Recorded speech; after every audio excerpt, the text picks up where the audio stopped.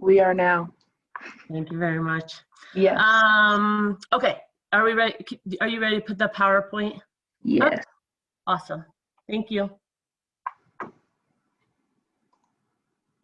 All right, so we're inviting you all to participate in the partnering. We realize that your students are getting ready to come to CSU, and we're very excited to have them here. And this is our first time out that in recognizing both the COVID situation as well as just in general of getting your student ready to go off to college. It creates a lot of anxiety for some. I'm a parent of a student that graduated from high school last year, so in the middle of COVID, getting her ready to go off to college, so I can absolutely empathize with the feelings, all the feelings that are going on right now in those situations. And so we wanted to provide this opportunity to kind of go over some of the things that are going to be occurring in the near future with your student, and ask you to be a part of our partnership about how we are getting them ready for this process. So in working with our parent and family programs here at CSU, the director of those programs is John Henderson, and he kind of talks about this process as another form of driver's education. So for those of you who have had a child go through the driver's education process, I'm sorry. So I just finished my second time through that process with a student, and this process is going to look like we're going to invite your child to get into the driver's seat for this process, and then us as the academic success coordinators, as well as the faculty and administrators here on campus, are going to sit in the passenger seat, and we're going to invite you as parents and family to sit in the back seat along this process and kind of observe and be in the background to help hear what's going on, and maybe have some great conversations with your student about any questions that might arise. So this is, as we mentioned, we have Dr. Terry Engel on the call here with us, as well as Dr. Noah Ramirez on the call. The other fearless leader in our group is Dr. Keith Belk, who is our department head. And so your student will have the opportunity to interact with these faculty and administrators, as well as other faculty members in our department that are really going to enrich their experience. So currently, we have 3 academic success coordinators, and we are looking, because of our exciting growth within our department, of bringing on another 4th academic success coordinator. But they will be working with all of us coming in. There's me and Kayla, and then we have Steph Lebsock, who's the other academic success coordinator. And we all bring in different experiences that meet with students, and as we're working with different students, when things arise that we feel like there are different areas that we can connect with your student, we kind of work with a network of kind of tapping each other to check in with the student and to see if there's anything that we can help them with in this process. So with our growth, we've brought on 2 of our advising assistants. So both Isabella and Esmeralda will be helping us this summer with orientation and helping students get questions answered, help get them registered for classes. And so I just want to double check on this because I'm seeing a few people saying that they can't hear. I can hear you. Okay. Okay. I think there may be some issues. Sometimes you have to give permission to Zoom to use your audio. So you may have to go into your settings. Is this the individuals that are listening need to go into their settings?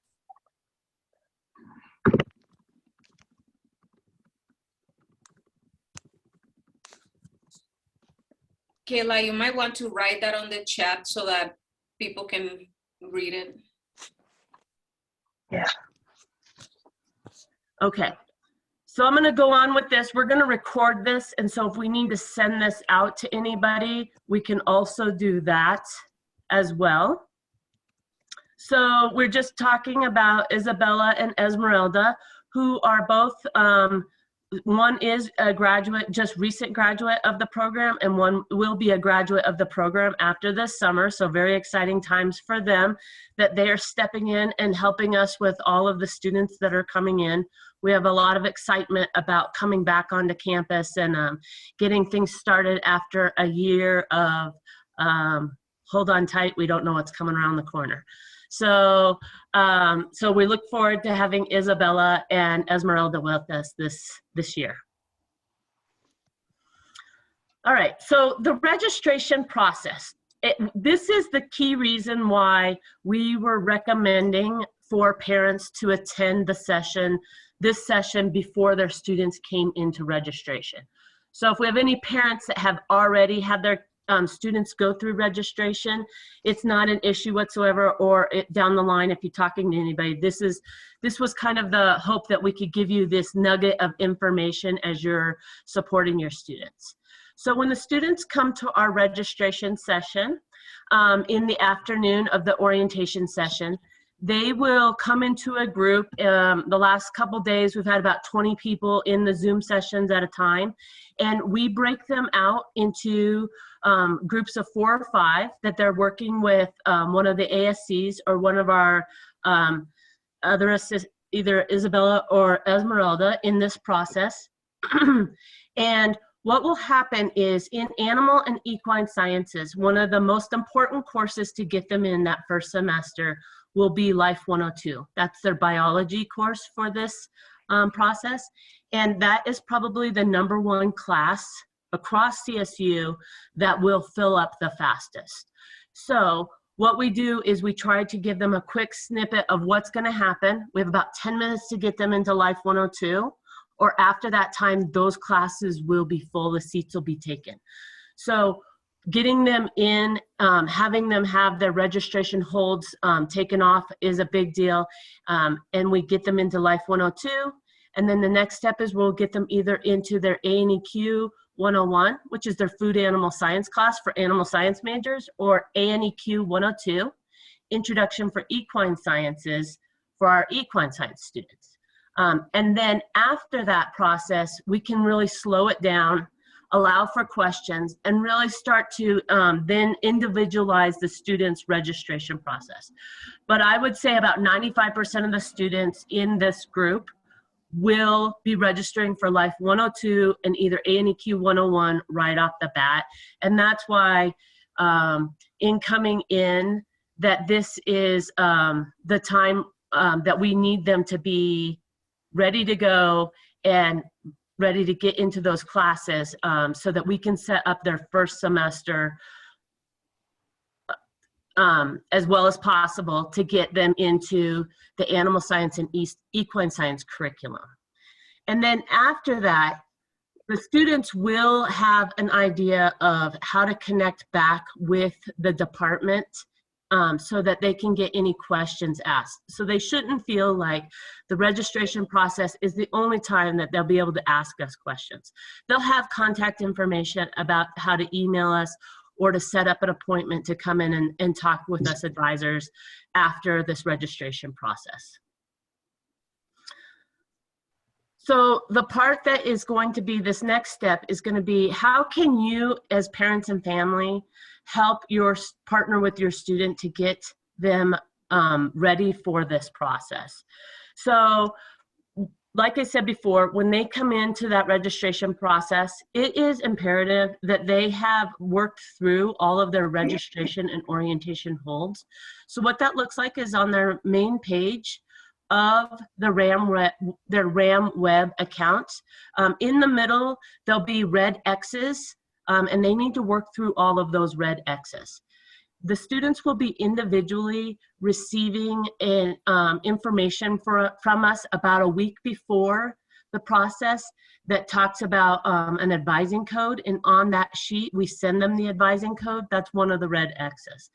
And then there's other red X's that are really set in place by the orientation office and the financial aid office, just to make sure that everything is set up correctly. And so we just want to make sure that by the time they get to us for the registration session in the afternoon, that those holds are removed so they're not delayed in getting into registration and potentially missing out on the ability to get into that Life 102, that biology class. So besides the red X's, if they can complete, if they need to, in the sheet that we send them, it'll tell them if they need to complete the math placement tool. That needs to be done the day before, by the day before registration, because it takes about 24 hours for that to show up in the system, and that they complete the self-directed placement before registration. And then if the student, your student, is interested in working on prerequisites for vet school, that they're interested in vet school, they do need to work through the chem prep process through the summer. That process can take about, students report to us, about 5 to 9 hours to work through it. And the goal for us is to have the students have that completed before they're done with the summer break, before they start. Otherwise, they will have to work on that next fall in the middle of the time where they should be working on their midterm exams. So we like to alleviate that process for them so that they don't have to balance that process along with the midterm exams. And then, Kayla, what's that bottom? Oh, what's the bottom? We missed the bottom bullet on that last one. Can you see that? Let's see, that says registration sessions will not be a place for parent and family questions. Okay, so that's blacked out on mine. So the reason why we pulled this bullet in here is last year, especially during the chaotic time of COVID, a lot of parents and families were looking for places to ask questions to help their students transition into college. Because of the timeline that we've talked about, that we have 4 to 5 to 6 students on a session at a time, and that we're limited on time and seats available to get students into the session. We just like to preface up front that for you parents and families, that this is a better opportunity to ask those questions than during that registration time. It just might not be the most appropriate time to help support your student.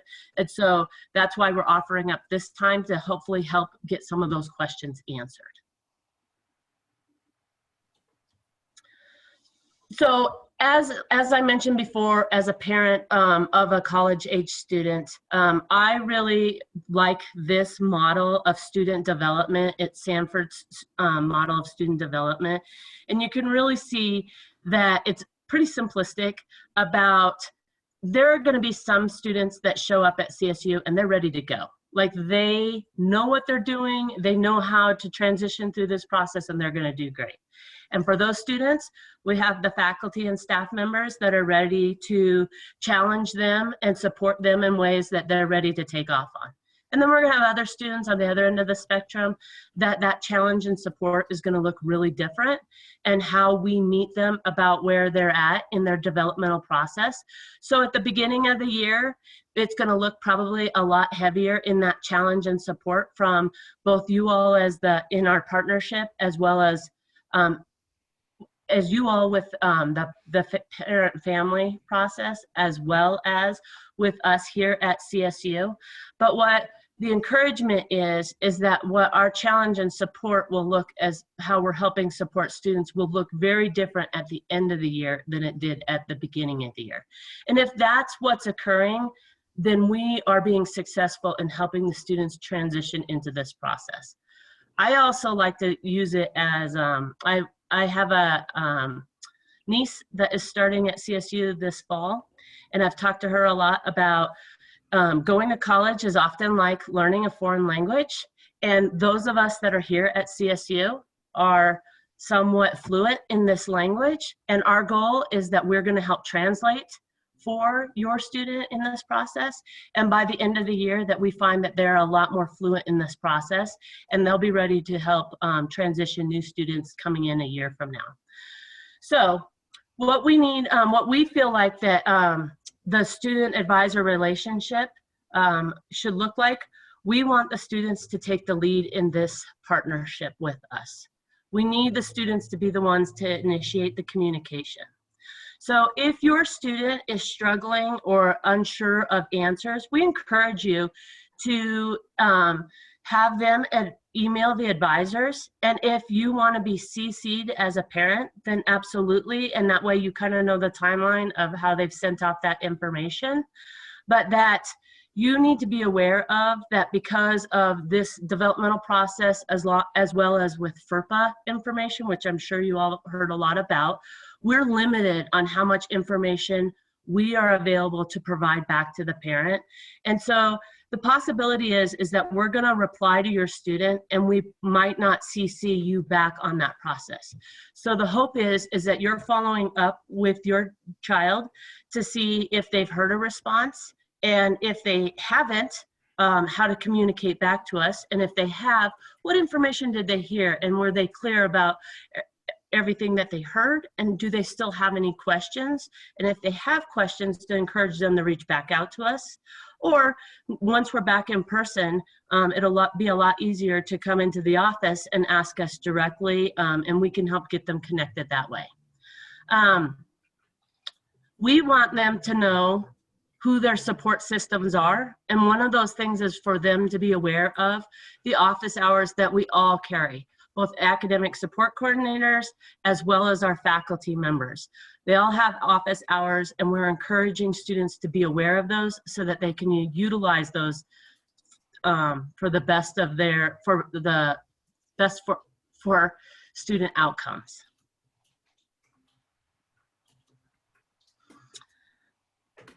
So students that come into animal and equine sciences, about 90% of them will come in indicating that they could be interested in pursuing prerequisites for vet school.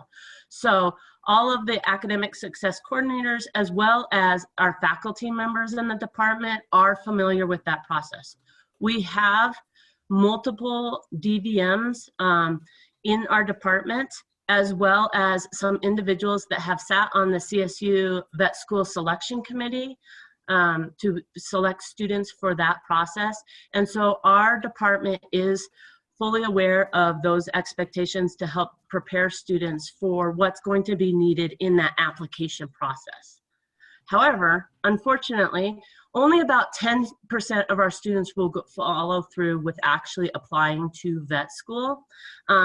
There's multiple reasons for this. One of the reasons I think that is really big is that they become aware of all the different careers that are available within this department and the connections. And in our next slide, we'll kind of show you some different careers that students didn't have any idea until they came and they started in their classes to realize that there's actually a lot of different careers that allow them to be involved with animals in different areas, whether it's nutrition, reproduction, breeding, genetics, and all of the different entities that there are career opportunities available would probably be the #1 reason why students choose not to go on to vet school.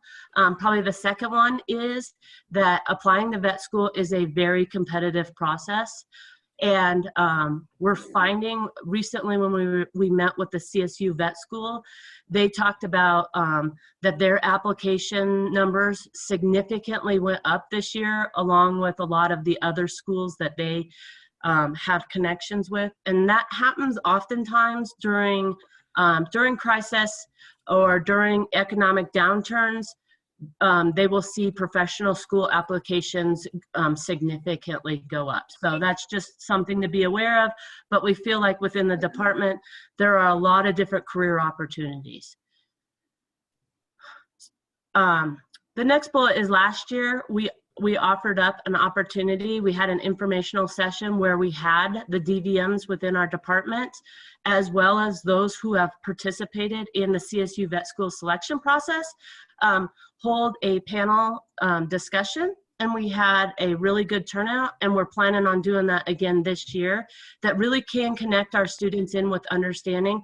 There are people and faculty and staff members that are knowledgeable about this information and how they can utilize their degrees to further those careers if they're interested in going on to vet school. And this is just to reiterate, for the students who are interested in vet school prerequisites, it is critical that they complete that chem prep over the summer so that we can help them be as successful as possible in the fall.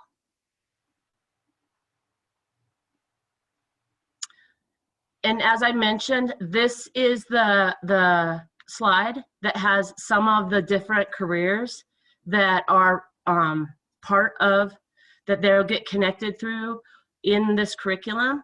And that I just think that you'll see that your student really is kind of surprised at how many different careers are related or in conjunction with animal science and equine sciences besides rancher or vet school.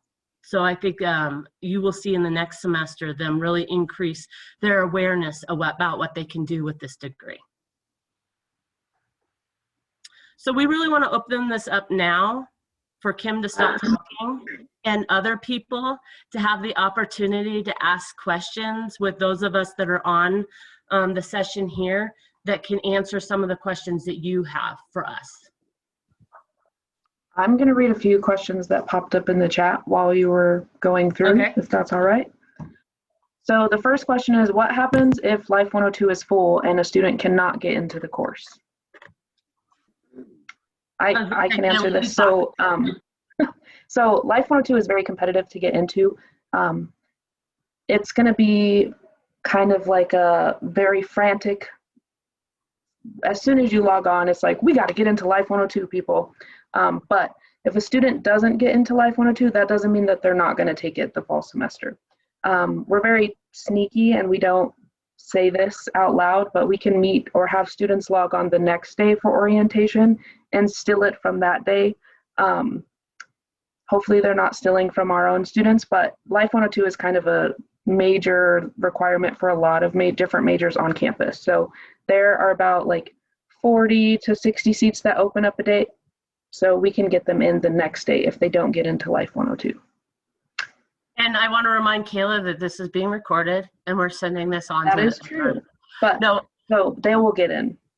The other thing that goes with that, I think that's really important, is for when your child is at CSU and they are communicating with some of their peers around them, there are some majors that don't need to do their sciences until later on in the curriculum, like a liberal arts or maybe the business majors. There's some that they all have to have some level of science, but the science is going to look different. So having a peer tell them that they don't need to do Life 102 the first semester. I was working with a student last year who their roommate was a liberal arts student, told them that they didn't need to do that till their senior year and had them drop Life 102 the first week that they're in school. I would encourage you, this is a great opportunity for you to have those conversations with your student about, it's really important that they double check that information with their advisors or even their faculty members, or at a minimum with a peer within this department. All right, so the next question is, if you have a student that is in the honors program, do they register with Animal Science first or the Honors College? So I can answer that. ASCs in the Department of Animal Science are very familiar with the honors program, and so we will help the students at orientation sign up for those honors courses.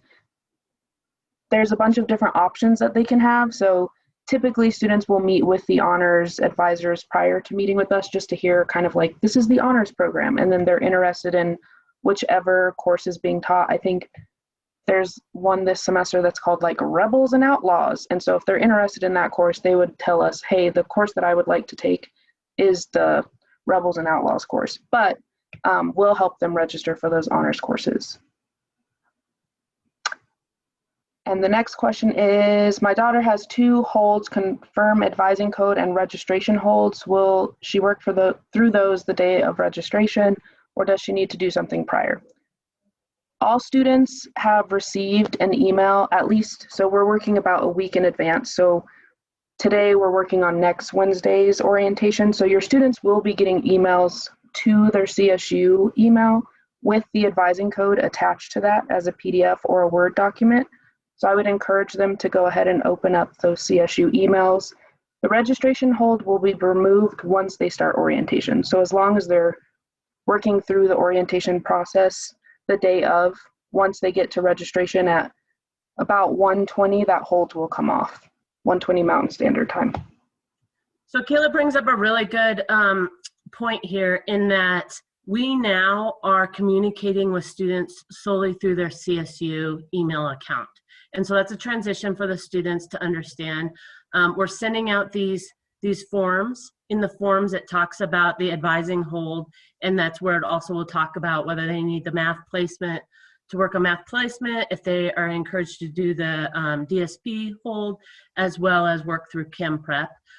We're having some of our students call students a few days before to make sure that they receive these emails and kind of encourage and remind them to be checking their CSU emails on a regular basis at this point forward, because that's how all communication to students will be going. What else do you have, Kayla? Anything else on there? Yes, we have lots of questions. So the next question is there any other reason to complete Chem Prep other than for a vet school interest? Is Chem Prep necessary to take higher level chemistry courses at CSU? So yes, if a student is interested in going to maybe med school or higher education graduate degree, sometimes like nutrition, reproduction, they probably want to start looking at different colleges, graduate programs, and seeing what the prereqs are for those degrees. So if a student needs to take organic chemistry for a prereq for instance, animal nutrition, then they probably should take Gen Chem to get into OChem. So that's when you really have to start looking at, like, what do you want to do after your 4-year degree? Are you looking at a master's program, a PhD program, and what are those prereqs? Personally, I think advisors are a little less familiar with those type of prereqs, and so that's really when we call on the students to advocate for themselves and say, okay, you know what, I'm going to go and do animal nutrition. I am looking at the prereqs and perhaps I need OChem, so what is the prereq to OChem? The prereq to OChem would probably be general chemistry. So kind of calling on the student to do that type of research and look at those higher programs. Another reason why students would want to take that is if they're interested in either a second major or possibly a minor. But again, I think that the point is nobody expects them to know this like right off the bat. Like Kayla said, we're fairly familiar with the vet school prerequisites. When it comes to the other prerequisites, they can still ask us the questions. We might not know the answer, but we can help get them connected to individuals that will know the answers. And so I think it should be one of those things that you should just encourage your students to advocate and ask a faculty member or especially an advisor about helping them look at the degree program for what they're wanting to do, to see if maybe they need that Gen Chem, the Chem Prep done in advance.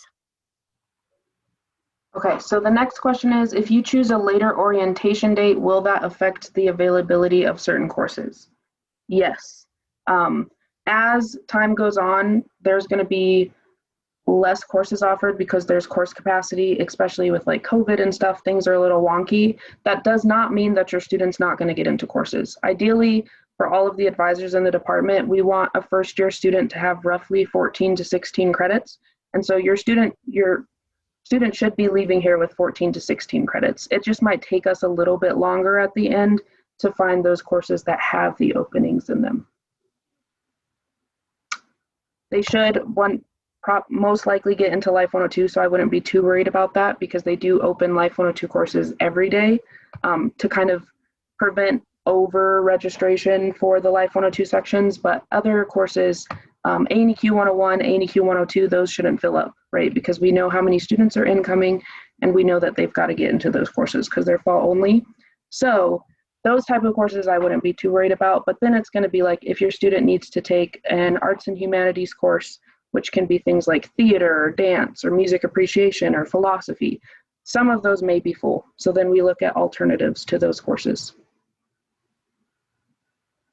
So I see we have somebody in the room, Karen Zim. Do you want to ask your question? Looks like you have your hand raised. I do, thank you. Sorry, sometimes I feel like I'm being a little dense with some of this, but I guess I know that my daughter, she said she signed up for, well, she hasn't signed up for it yet, I'm sorry. She would do Gen Chem in the spring, she was telling me.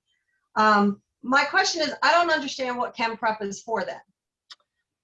So there's two different levels of chemistry that they can take. There's the general chemistry, which is the part that is with that is the vet school path.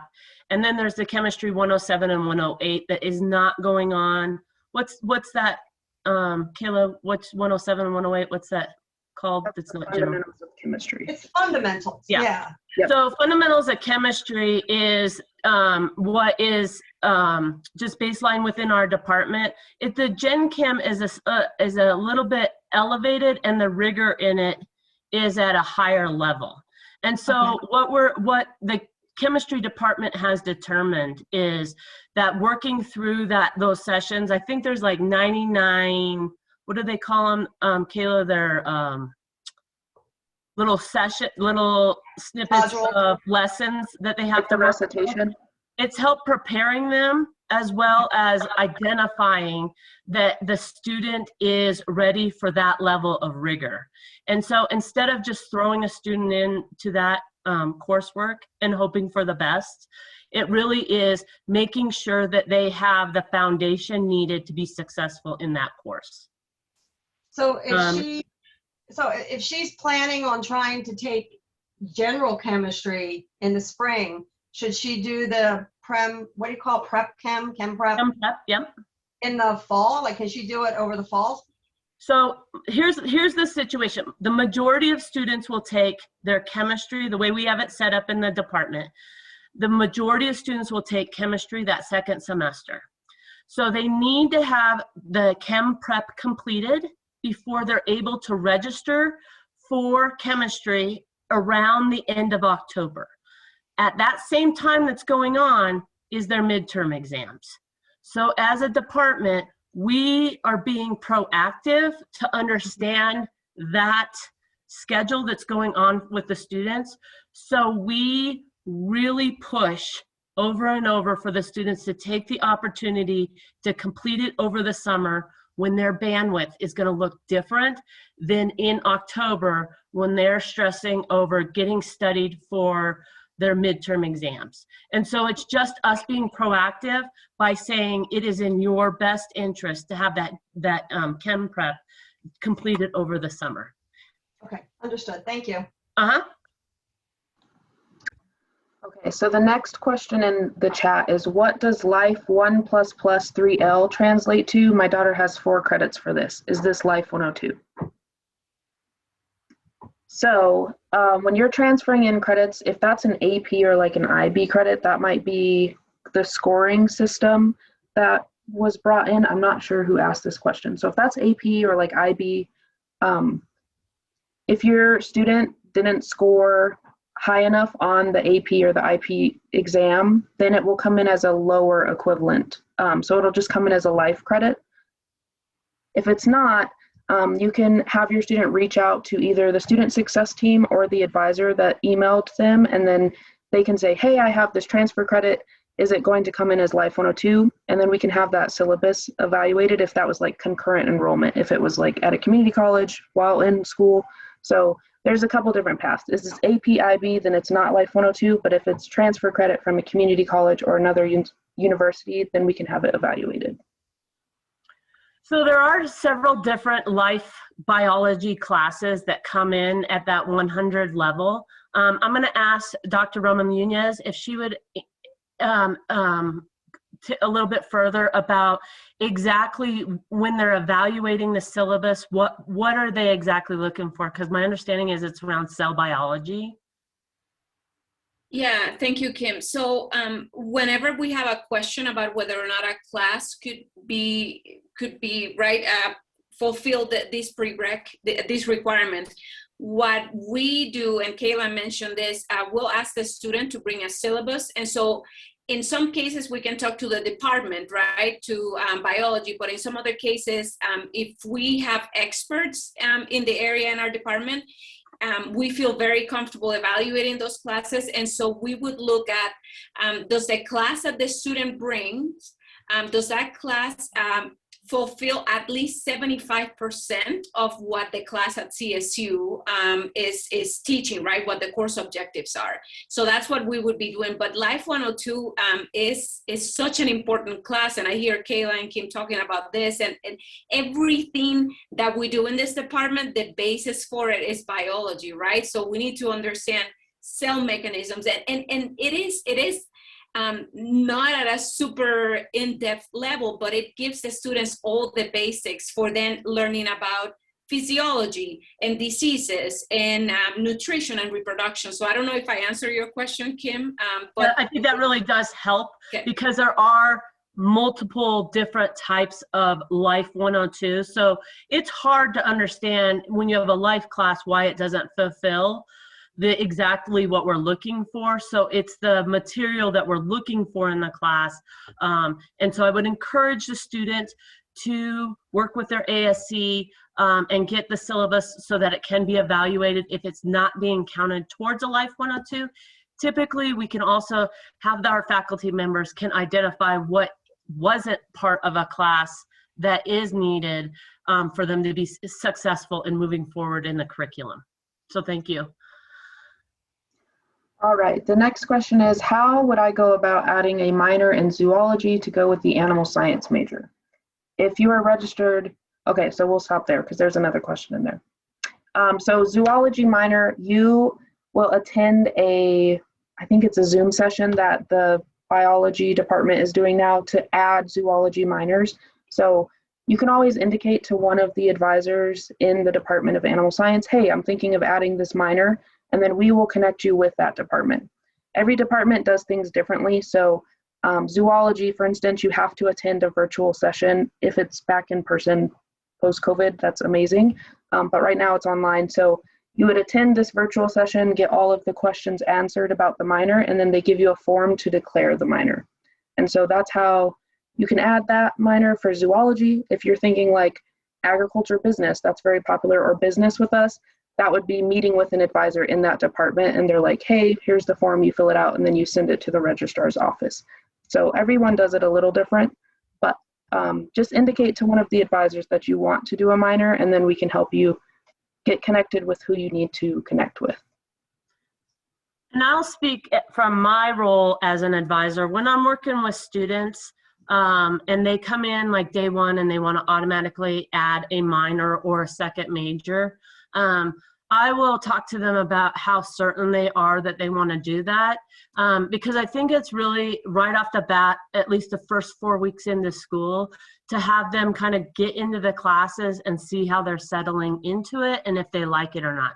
So for example, if they're really struggling in biology and they want to add a biology, either a second major or some kind of minor in there, you know, they might have done really good in high school biology and they like the concept of it, but it might not be exactly what they thought when they got to the college level. So I think that it is beneficial for them to get into their classes for the first couple weeks before they jump in and take on another responsibility, and make sure that that's a good fit for them. It's not that they can't do it. It's just more about seeing about course load and capacity, about what they're able to take on. So that's just how that I would work with it with a student coming in. And I know that we all have kind of different ways that we handle that, but we do have a lot of students. I'll sit down with a student that wants to add 3 majors and maybe 2 minors, and we need to kind of like have them narrow it down to realize like what they can actually take on, and not just that they're taking stuff on, but they're being successful in what they're taking on. So what's the second part of that question, Kayla? Okay, so the next part is, if you are registered for orientation, is that the same thing as the registration day? Yes. So you'll do everything during your orientation days. So I'm not sure what the actual schedule looks like, but your students should be starting at like 9 a.m. probably Mountain Time, and then going to like 1, and then that's when they meet with us to register. So there's a bunch of pre-stuff that they'll do, and then they'll meet with us at 1 our time. Well, it's 1:25, and then we get them into courses. And we So, finish off the it's day. one full day. Yes. So they get to hang out with us at the end, whether they want to or not. That's a different story. But so yeah, same thing. The next question is a student that is a transfer student required to take Life 102? That will depend on if your transfer student is bringing in Life 102 or not. So if they've taken a biology at either a community college or another 4-year college, and it's come in as a direct equivalent to Life 102, or we get that syllabus evaluated like we previously said, then they might not have to take Life 102 if it meets CSU's biology standards. And I'm putting quotations, I don't know if y'all can see me, but it just depends on if they bring in the biology credit or not. Okay, and then the next question is, if a student completed a dual enrollment course in high school, English, how do they determine if they meet the CSU English requirements? So that will show up very similarly to if you're transferring in credit. So CSU has several schools that they have kind of a outline, and y'all, I can put in the chat, it's called Transferology, so you can always check at the community college that your student has gone to whether or not the credits that they've taken are going to transfer into CSU. So you would send your official transcript to CSU, and they'll be evaluated by the CSU registrars, and then they'll ultimately decide whether or not the composition or the English course counts either as a composition credit. Sometimes English courses come in as arts and humanities. It just kind of depends on how the class was set up. And then the other way of checking that is through Transferology, and I will put that in the chat so y'all can start looking to see if you've had any concurrent enrollment courses. And then the next question is, if a student wants to find out if they have to take a placement exam because of credits, exam scores, who should they contact? So all of the advisors in the department are working on sheets that are being sent out to students, and we highlight what placement tests that they need to take.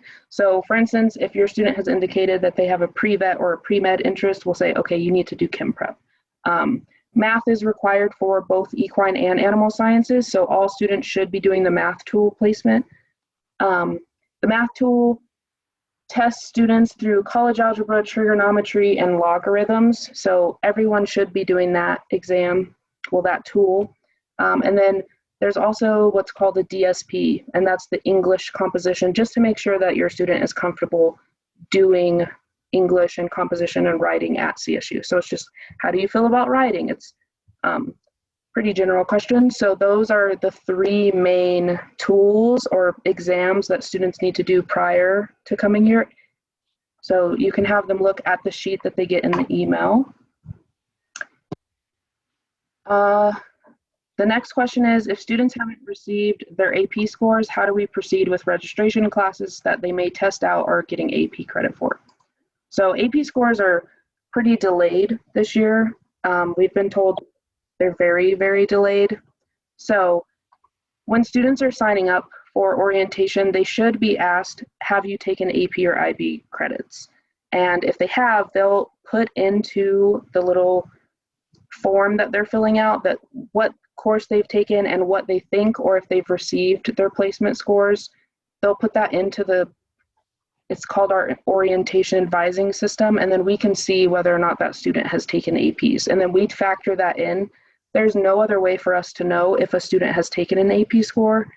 We can look at their transcripts, but even looking at high school transcripts, that doesn't mean that a student took the AP test. So students really have to indicate that themselves on that little dashboard that they fill out. And then we constantly are asking students to check once their AP scores or IB scores are put out, making sure that you're updating the advisors. So reaching out to any of us, we have like a general email that I'll put in the chat for students to reach out to if they have questions. And then we can look and see like, okay, so-and-so brought in a life credit. So now we're going to take them out of life and we'll work with them individually to make sure that they're not repeating courses. But we don't get notifications when AP scores are uploaded or put into the system. So it's really the student has to advocate for themselves and let us know that the score has been put in. But I would also echo kind of what Kayla's saying. If the student's telling us as coming into the session that they took an AP history course and they think that they got such and such a score, that we double check what that would come in is. If that was the case, then coming in, we would avoid having them register for a course that's going to conflict with that and say that we're going to put that off till later, so that if it does come in from AP and it did not count for that, they can do it at a later time. And if it did count for it, then we, in the future, we just don't need to get them into that class. So that's why just having the student be very aware of, even in these advising sessions, about I should have AP credit and it hasn't shown up yet. So I just worked with a student in the spring who graduated from high school last year, and that AP credit is still not showing up. And so having them go back and them realizing that they didn't test high enough for it to count towards that credit. Okay, so the next question is, on the Life 102 class, it says main campus, but no building name. Let's see. When planning for classes that are in other building, it would be helpful to know what building Life 102 is in. So Life 102 has been, previously it was under the impression that it was going to be taught online, but with the new COVID guidelines and standards, the president of the university is really calling for classes to come back to main campus and no longer be taught either online or hybrid. And so Life 102 just needs to kind of update where they're going to be teaching. And I think that goes with finding classrooms that are big enough to fit all of those students. So I would keep checking on RamWeb. Once your student is registered, you can go to RamWeb and then the menu, and then you'll do registration and then registered courses, and it'll have their full schedule and where their classes are going to be. I think a lot of changes will likely be happening during the next couple of months or so, with courses being brought back to campus. And so just reminding your student to, hey, let's log on and see if there's any updates. But there will be a classroom once they update.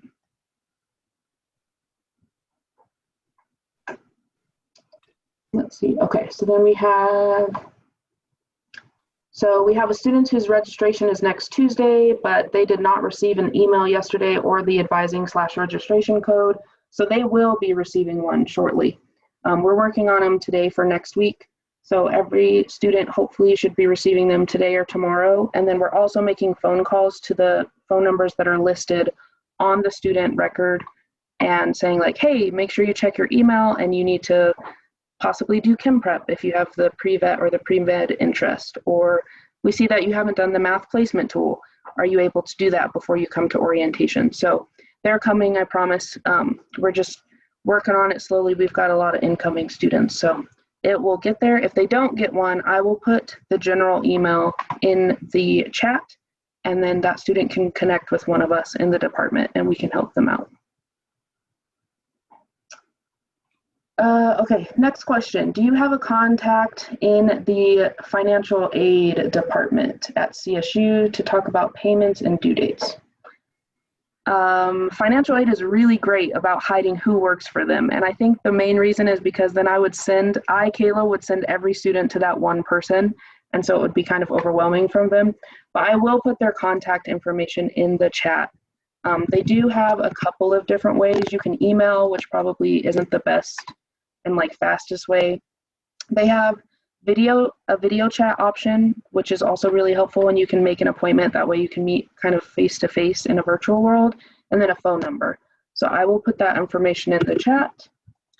I think that when they had put in the chat session last year, that option, it really did alleviate for some of the students for them to assess what the students were really needing, and then helping them get connected to the person within the financial aid department.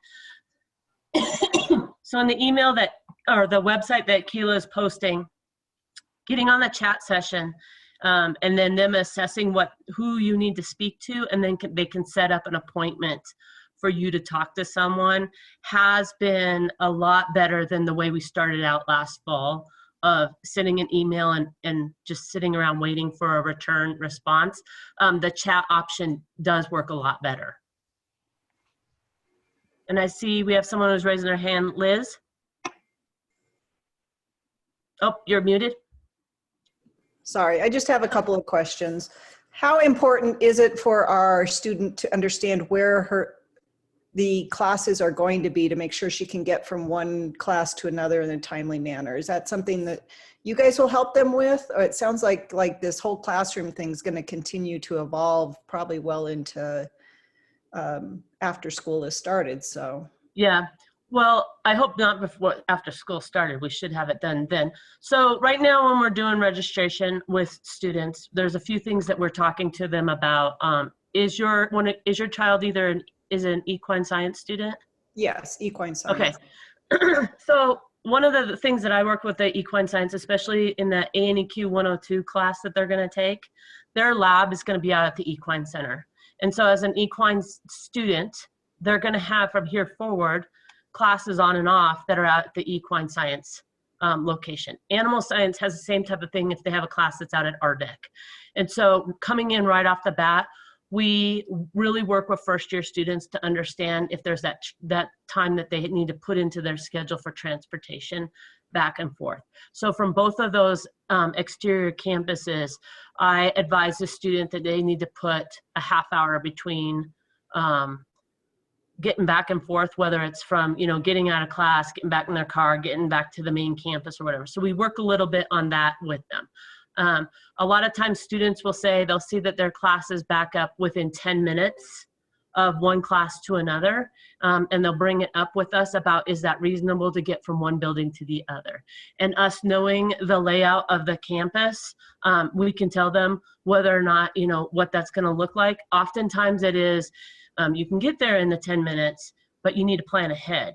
It's not a time to stop for coffee or whatever else getting in between that class. That's part of that time management piece. And then there's other times we'll say, it would be best for you not to take it at that time backed up against that class. And so I would absolutely tell them that they should advocate, and even if it's like right now it's not figured out, let's say August 1st, they still don't know, reach out to their advisor or someone within the department and we can talk about what that looks like. More times than not, I think it's helping the student say that time management, that you're going to have to be really intentional about how you get from one class to the other. You're not going to have time to go back to the residence hall. You're not going to have time to talk to your friends. You can be successful, but you need to be intentional about how you're getting from one place to the other, versus it's completely across campus. It's not wise to set you up that way. Okay.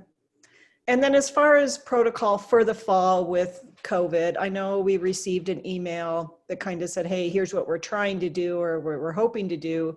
Will there be additional emails once the decision's made on how you actually will move forward in the fall with class? Yeah, I'm gonna pause for a second because I think I saw Dr. Roma Munoz raise her hand. I think she wanted to maybe comment on your previous question, and then we'll get to that question.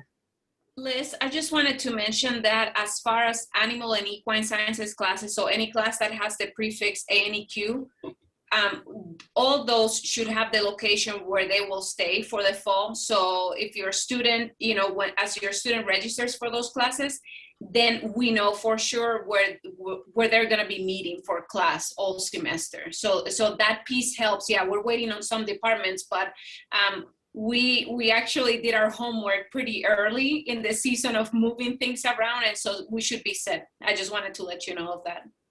Great, thank you. And then onto the COVID, we are looking, you along with us is waiting for how the institution is moving forward. Some of it is on numbers, and so the institution is relaying that information to us. And I would just say to stay posted to that COVID updated information to see how we are progressing through that. We, just as much as everyone else, is kind of like in that holding pattern as well. However, our leadership, has been very intentional about the contingency plans, but mostly moving forward into how to give the students the best experience possible. Okay, thank you. And I put the link to the COVID website for CSU in the chat. They have some town halls that they've recently done, and so there's some questions and answers that hopefully kind of hit on kind of what you're looking for.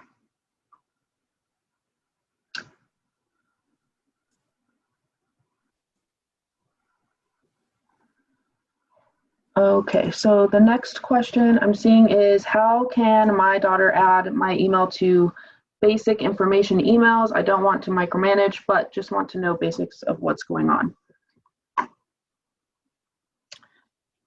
So I would wonder if that's a little bit more of an individual question, and I'm happy to stay on afterwards. I think that some of it is, again, we'd have to really look at, there is the ability for a student to fill out information with the registrar's office that allows the parents to receive information beyond what FERPA sets up on the front end. But I think that I'd be more than happy to have a conversation with you about what that looks like and how to set the student up for success.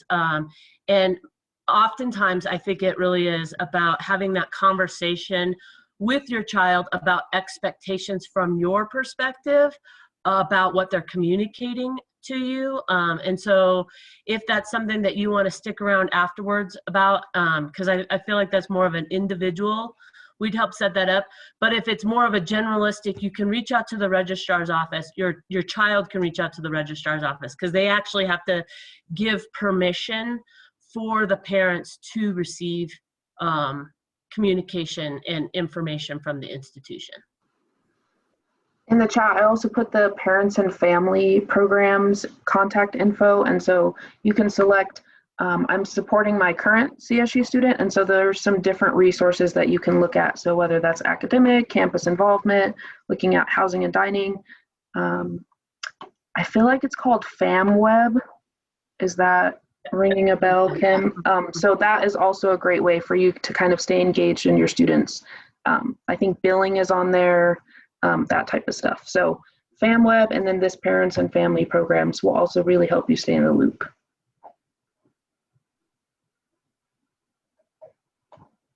Any other questions? Liz, did you have another question? Oh, muted. There we go, sorry. No, you're okay. My daughter's equine science. What are her opportunities to actually get up close and personal with some horses? It's really important for her. She's so involved with them now, and it's part of her like therapy to be in her happy place. Yep. I'm gonna let Kayla, I'm gonna turn that to Kayla, because Kayla and horses, it's her happy place as well. Very happy place. So there's a ton of ways that they can get involved with equine science and the horse aspect. We have a bunch of clubs and organizations.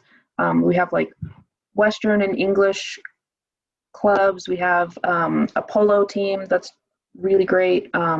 We have mountain riders, drill teams. I mean, we have a lot of stuff. So there's a lot of potential to be around horses. We have a rodeo team.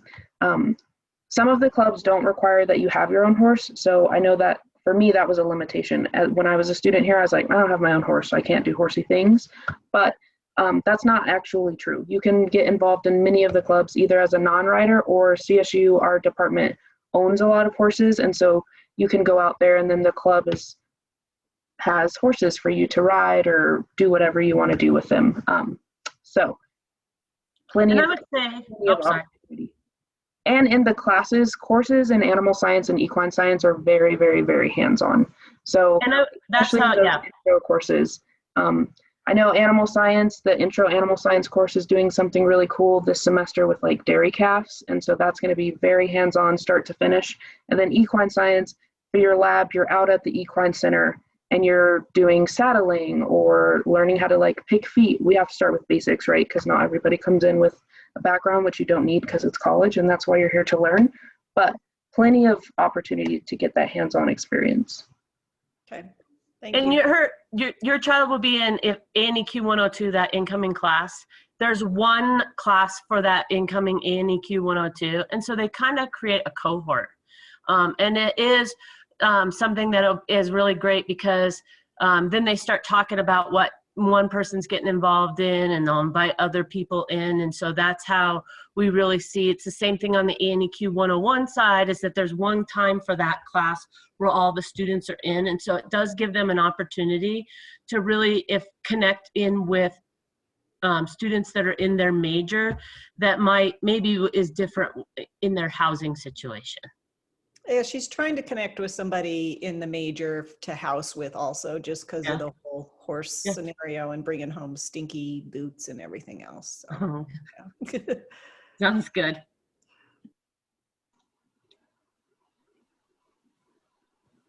We also had a really good question in the chat. I'm going to post careers on campus for students. I know that sometimes is a question, so I'm going to go ahead and send that to everyone. All of the job positions are going to be posted on what CSU calls Handshake.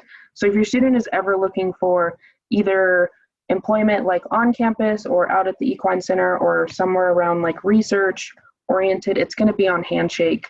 So I'm going to post that in the chat as well. And I see a question from, it looks like from someone that wants to the link to this recording. If you want to email me, that was part of on the postcard that you received, we can send you the link to this recording of this session. And also, there were a bunch of people that put their emails in the chat at the beginning, so I will work with Kim and we'll get this sent to y'all. So if you also want to put it in the chat, we can send it to you through that. Jennifer, you might have a question? Yes, following along. So with equine studies, is there a list of supplies that they might need coming to CSU if they're going to be in the barn and things like that? Are there things that they need to already have on hand, if that makes sense? I guess I didn't do equine, so I'm just wondering what type of supplies she may need heading out there. I don't think there's, we're gonna follow Noah. I would say that the instructor of the class will, the first day that they meet, they don't need to have anything special. And when they go through the syllabus, and many times the syllabus will be posted on their Canvas, right? Their course on, because they have the materials also online, or they might get an email ahead of the class, and that will have the required equipment. As far as I know, if there's a list, it would be something like protective shoes, right? So if you're dealing with horses, we need to be safe around them. But each instructor will communicate with the student about what they need for that specific class. And perhaps I can ask, instructors of the 102 class, which is the Intro to Equine Science, and the 101 class, which is the Intro to Animal Sciences, to send an email ahead of time, because that's a really good question. So thank you for asking it. And then with the job postings, do they need to be already on campus to apply for jobs? Do those open up for them to apply prior to coming to campus? We're out of state, but in the process of moving to Colorado, so just trying to figure out how soon she could start applying for jobs. She can start now. Once she committed to that, she has access to that Handshake information. And I would encourage your child to do it sooner rather than later, because a lot of them will want to train students either before or right when school starts. So it's a great time right now to be watching the boards for what's opening up. And they do have information for both on and off campus, but I would advocate that any on-campus opportunity Really, the likelihood is that they're working with individuals that really do understand the college pressures and the pulls of academics versus having employment. And so if there is that opportunity, I think working on campus is a great experience for a student. Thank you. There was a question in the chat that talked about assisting with research, but not necessarily being paid for that. There are tons of opportunity to do that. So your student just has to connect with professors in the department if they are doing research and it's something that they're interested in, and they can see if there's any way they can join them with that. We have a lot of it, people that will connect up. I know both on the ANEQ 102 with the horses, and then out at RDEC as well, of different involvement opportunities of helping out. We had that last year. That was about one of the, last fall, one of the ways for students to have contact with some animals was that they were helping out faculty members in that way. And so there are different opportunities for them to get involved. And so in the chat, I also put the links for the clubs and orgs that the department have listed. So y'all can check those out, and there's tons of clubs and opportunities. There's also, I think, over like 300 clubs at CSU. And if your student does not find a club that's for them, they can always start one. So clubs are endless. I will say there's a Harry Potter club, and they go out and run in the field with brooms in their legs, and they are flying around. So there's a club for everyone. So, and if there's not, we can start one. And you can always chat with an advisor. I had to plug the Harry Potter Club. I was not involved in it, but I just loved seeing them on brooms. So there's endless opportunity to get involved. Well, we want to be respectful of your time. And so you all have the email, my email address. So if something arises and that you have a question about, feel free to shoot me an email about this, or we have 2 more sessions and you would hear some of what we talked about today. But if there was a question that you wanted to ask, that will be another opportunity for you to ask questions. So we really appreciate and very excited about the partnerships with our parents and families in helping our students be successful, and hope that you find this helpful as well.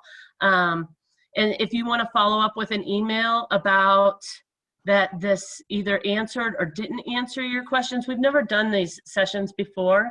And so we're very open to the feedback about wanting to partner with parents and know what needs you feel like your child is going to need, and how we can make them more successful or successful in this process, and that you're probably not the only parent and family that has those questions as well.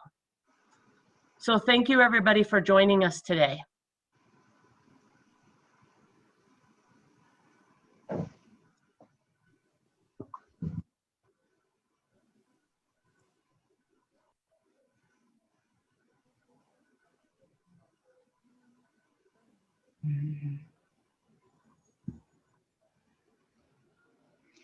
Kayla, did you stop the? Oh, Kim?